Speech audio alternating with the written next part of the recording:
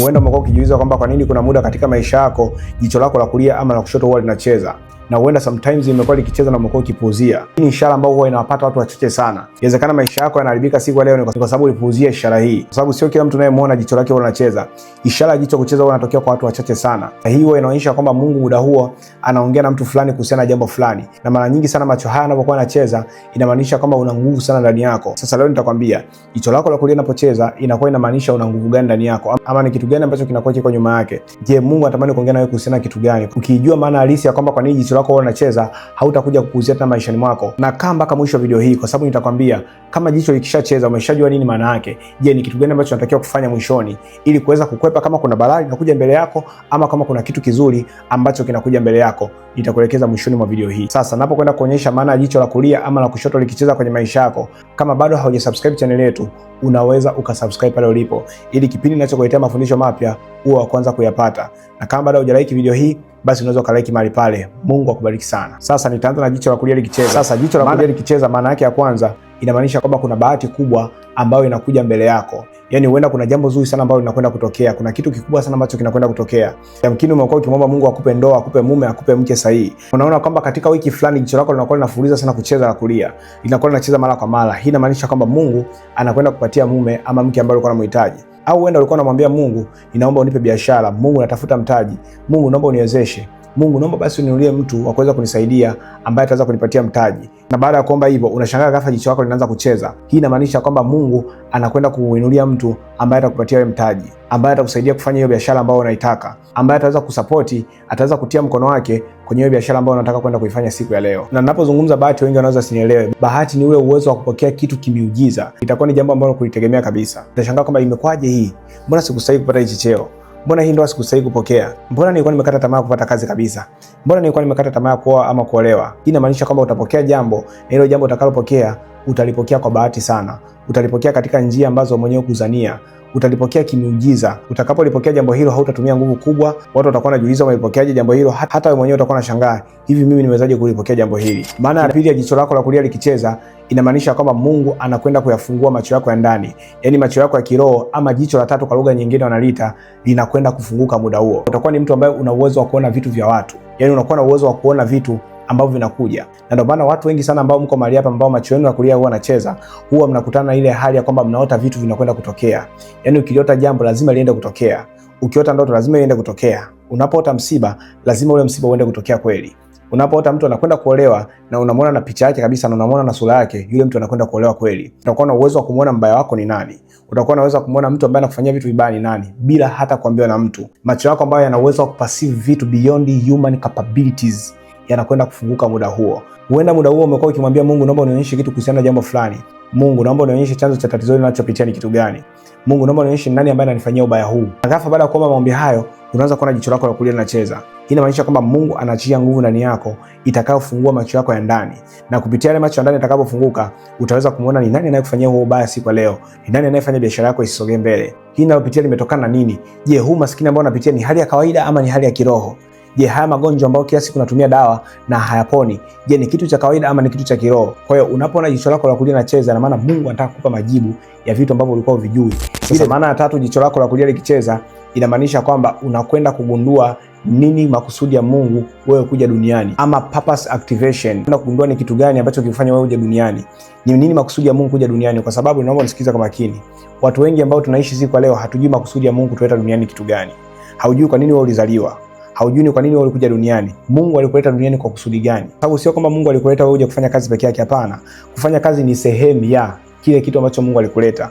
Lakini kusudi la Mungu kuleta duniani sio kwamba wewe usome peke yake, hapana. Ukishasoma itakuwaje? Upate kazi. Ukishapata kazi uolewe. Ukishaolewa ujenge. Ukishajenga upate watoto. Ukishapata watoto ufe. Alafu ukishakufa unakuwa umefanya nini? Yaani kuna kitu gani cha ajabu unakuwa umekifanya kwenye hii dunia? Kwa hiyo unapoona jicho lako la kulia linacheza, inamaanisha kwamba kipindi hicho Mungu anakwenda kuonyesha kwamba kusudi lako ni nini. Huenda Mungu alikuleta duniani ya kwamba kweli utakuja kufanya kazi yako, ni kweli utakuja kufanya biashara, lakini bado utakuwa na jukumu la kufungua kituo cha watoto yatima, kuwasaidia watu wasiojiweza, kuwasaidia watu wenye matatizo, kuwasaidia walemavu. Kwa hiyo jicho lako la kulia linapokuwa linacheza, unajua kwamba huu ni msimu ambao unakwenda kugundua ni nini sababu ya mimi kuja duniani. Kitu gani ambacho Mungu alipokuwa ananiumba alikuwa anakiwaza kwenye akili yake.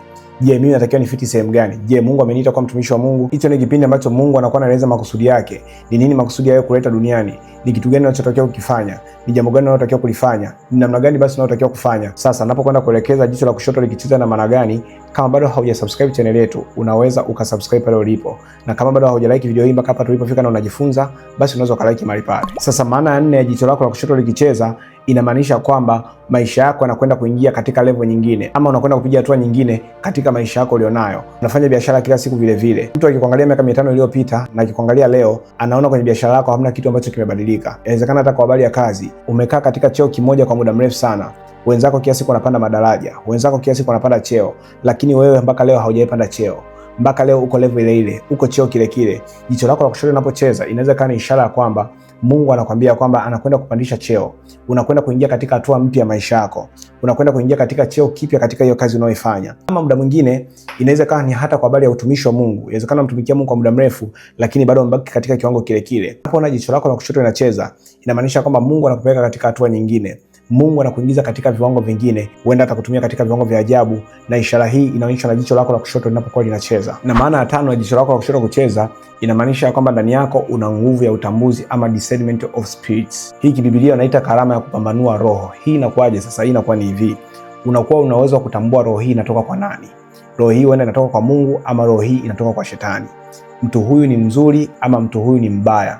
Mtu huyu kinachofanya kazi ndani yake ni roho ya Mungu ama ni roho ya shetani. Mtu huyu ndani yake ana furaha na mimi, ana amani na mimi, ama mtu huyu ana chuki na mimi. Unajiona kwamba kuna mtu anakuja anacheka na wewe, anaongea vizuri na wewe, lakini ndani yako unakosa amani na yule mtu. Ndani yako unakuwa unasema huyu mtu anacheka na mimi, lakini huyu mtu sio mzuri. Huyu mtu ni mbaya. Kuna jambo halijakaa vizuri kuhusiana na huyu dada. Huyu dada ni kweli anaonekana ni mzuri, lakini kuna kitu kwenye maisha yake ambacho hakijakaa vizuri. Huyu kaka ni kweli anaonekana anaongea vizuri, lakini kuna jambo kwenye maisha yake halijakaa vizuri. Sijui ni nini, ila kuna kitu ndani yangu kinaniambia kuhusiana na huyu dada kwamba huyu dada sio mtu mzuri. Huyu kaka sio mtu mzuri. Sasa hiyo hali ndio inaitwa kupambanua roho, roho ya utambuzi ama discernment of spirit. Unakuwa na uwezo wa kugundua vitu, unakuwa na uwezo wa kutambua vitu. Hata kama mtu anakuja kwako anaonekana ni mzuri vipi, roho yako tu inamkataa. Kuna mtu mwingine hajakosea kitu chochote, hajafanya jambo lolote, lakini roho yako inamkataa, hujisikii kukaa naye. Kuna wengine huwa mnawaambia hata waume zenu ama wake zenu, nawaambia tu mama fulani, huyo rafiki yako sio mzuri. Anakuuliza kwani mume wangu kuna nini? Unamwambia huyo sio mzuri, huyo rafiki yako sio mzuri. Ama kuna mwingine anamwambia baba fulani, yule mwanamke sio mzuri, huyo rafiki yako sio mzuri. Ukiendelea kukaa naye atakupeleka sehemu mbaya, utakula sana kwenye biashara unayofanya. Huyo mwanaume anaweza kabisha, huyo mwanamke anaweza kabisha, lakini baada ya muda inakuja kuonekana kile ulichoongea kilikuwa ni cha ukweli. Yale yote ambayo ulisema yatatokea yametokea kweli. Hii inatokana na nini? Inatokana na kupambanua roho. Na inatokana na ishara gani? Inatokana na ishara ya jicho lako la kushoto linapokuwa linacheza. Sasa jicho lako la kulia limecheza ama jicho lako la kushoto limecheza, ni kitu gani ambacho unatakiwa kufanya? Kwa sababu wengi ambao mko mahali hapa, macho yenu ya kushoto ama ya kulia yanacheza, lakini hamyaoni haya ninayowaambia siku ya leo. Jambo la kwanza utakalofanya, utafungua kwenye kile kitabu cha Efeso sura ya 1 na ule mstari wa 18 inayosema kwamba macho ya mioyo yenu na yatiwe nuru. Kwa hiyo utaingia kwenye maombi mafupi, utamwambia Mungu, jicho langu la kulia limecheza. Baba, naomba macho yangu ya kiroho yakapate kutiwa nuru kuanzia sasa. Nikapate kuona kile kitu ambacho unataka kunionyesha. Nikapate kuona wale watu wanaosumbua maisha yangu.